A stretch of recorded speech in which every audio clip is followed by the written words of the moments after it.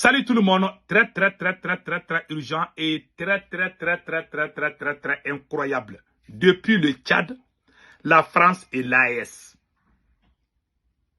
Aujourd'hui, mercredi 25 décembre 2024, l'ancien ministre de la Justice du Tchad, Ahmad Mahamat Hassan, voilà sa photo. Il accuse la France d'être complice de ceux qui prennent les armes aujourd'hui contre le Mali, le Burkina Faso et le Niger. Il a fait des révélations. Voilà, après l'ancien patron de la DGSE française, il y a eu la déclaration de l'ambassadeur de la Fédération de Russie au Mali et au Niger, qui a fait une sortie pour dire que la France veut revenir par la fenêtre. Aujourd'hui, maintenant, on vient de voir les révélations fracassantes de l'ancien ministre de la Justice du Tchad, Ahmad Mahamat Hassan. Il accuse la France d'être complice de ceux qui sont en train de combattre nos soldats. Je ne vais pas dire les noms parce que parfois ils signalent nos vidéos ils signalent les vidéos sur Facebook. Quand tu dis trop ces noms-là, les barbus là, les gens qui ont les barbes longues là, voilà. Donc, vous savez ce que ça veut dire. Les gens qui nous combattent. Voilà ce qu'il a dit ici. Nous conseillons nos présidents de l'AES, avant la sortie officielle de l'AES dans la CEDEAO, nous conseillons nos présidents de diminuer les déplacements. On fait pour le bien. On ne veut pas perdre quelqu'un comme ça là. Donc, vraiment, restez très vigilants. Cher président de l'AES. Voilà ce qui est écrit ici. Ahmad Mahamat Hassan, un ancien ministre de la Justice du Tchad, accuse la France de soutenir les bandits armés. Je ne vais pas dire ce qu'il a écrit ici. Parfois, il signale nos vidéos quand je dis ces mots-là. Ceux qui combattent nos soldats là, c'est eux que la France est en train d'armer. C'est ça qu'il veut dire ici. La France entraîne, équipe et encadre les terreaux dans la région du Sahel, affirme l'ancien ministre de la Justice du Tchad. Que c'est la France qui les nourrit, qui leur donne des habits, que c'est la France qui les entraîne, que c'est la France qui les donne des armes contre nous. C'est pour cela que je vous dis, tant que ces phénomènes existent, cette guerre va trop durer. J'avais dit ça dans les précédentes vidéos. Il y a des gens qui ont compris, il y en a qui disent, ah pourquoi tu dis que cette guerre va durer? Parce que à chaque fois qu'on les combat, ils amènent d'autres, C'est ça qu'ils ont fait en Syrie. C'est pas pour faire peur à quelqu'un, mais c'est la réalité. Il faut dire la vérité. Même si c'est dur, il faut dire la vérité. Donc, écoutons. Il dit que c'est la France qui est derrière ces gens-là. Qu'est-ce qu'il a dit ici encore? Cela a été notamment découvert au nord du Mali avec les groupes, voilà, les groupes terreaux. Dans le bassin du lac Tchad, avec Boko Haram, ou encore dans le nord du Niger et du Burkina Faso, a expliqué Ahmad Mahamat Hassan à Sputnik Africa. Sputnik Africa.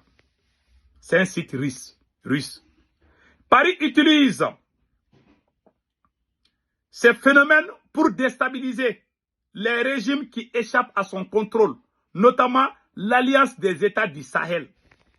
Il veut dire ici que c'est la France qui est derrière Amadou Koufa et Yadagali et d'autres groupes de ces gens-là contre nous, contre le Mali, contre le Burkina Faso, contre le Niger.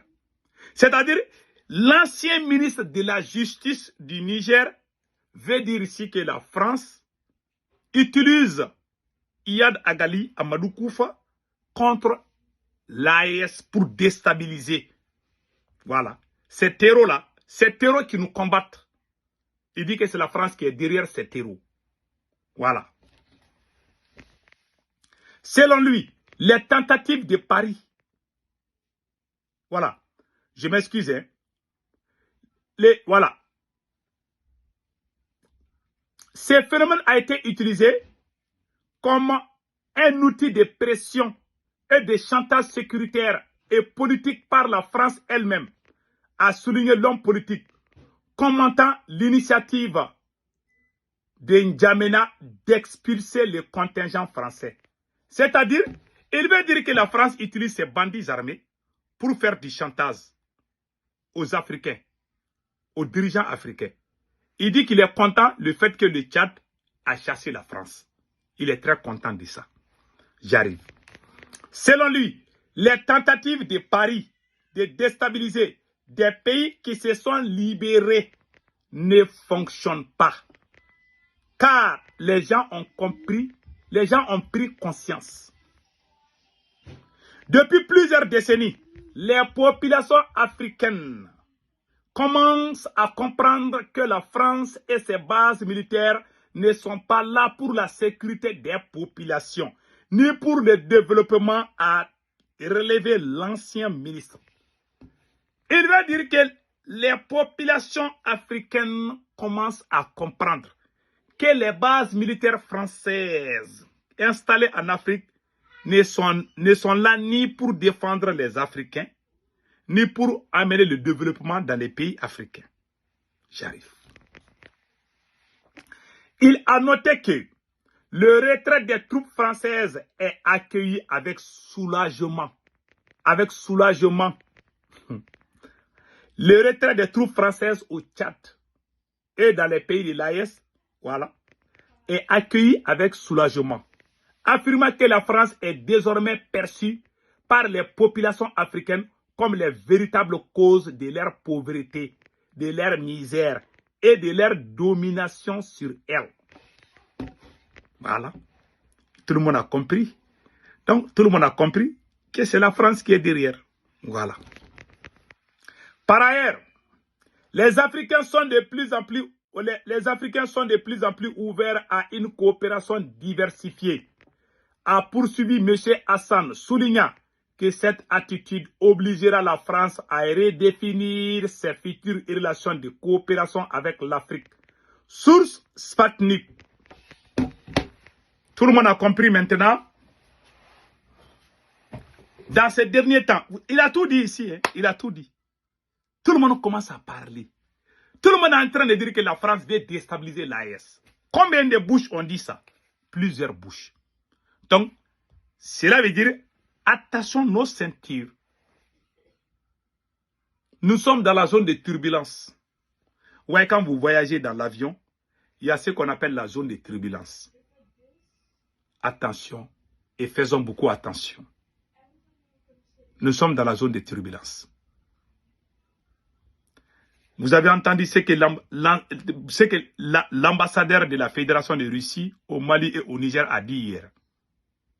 Aujourd'hui, c'est le tour de Ahmad Mohamed Hassan, l'ambassadeur et l'ancien ministre de la Justice, je m'excuse. Il a dit que c'est la France qui est derrière ces voyous qui nous mettent mal à l'aise. Ces bandits armés, que c'est la France qui est derrière. Maintenant, personne n'a plus confiance à la France.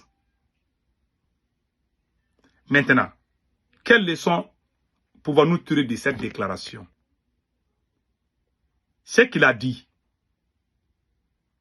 c'est la même chose que l'ambassadeur de la Fédération de Russie, Igor Kumulov, qui a, voilà, l'ancien ministre de la Justice et l'ambassadeur de la Fédération de Russie. Ils ont dit presque la même chose. L'ambassadeur de la Russie a dit que la France veut revenir par la fenêtre, que la France est sortie par la porte, mais la France veut sauter la fenêtre pour rentrer dans l'Afrique. Donc faisons beaucoup attention. C'est la survie de la France qui est en jeu. Si jamais le Mali, le Burkina et le Niger sortent définitivement de la CEDEAO, abandonnent les francs CFA et créent leur propre monnaie, ça veut dire que c'est fini pour la France. C'est la fin de la France-Afrique. Voilà pourquoi la France est en train de mettre toutes les cartes sur table pour détruire l'AES. L'AES est devenue la cible de la France. Et la France est en train de tout faire. Armer les groupes armés, faire comment on appelle là, des chantages médiatiques, mentir sur les réseaux sociaux, démoraliser nos troupes. Tout ça là, pour que l'AES échoue. Donc, le conseil qu'on donne aux dirigeants de l'AES, c'est de diminuer les voyages dans ces derniers temps. Il faut diminuer les voyages. Les déplacements, il faut les diminuer. Parce que dans peu de temps, le 29 janvier, l'AES va définitivement quitter la CEDEAO.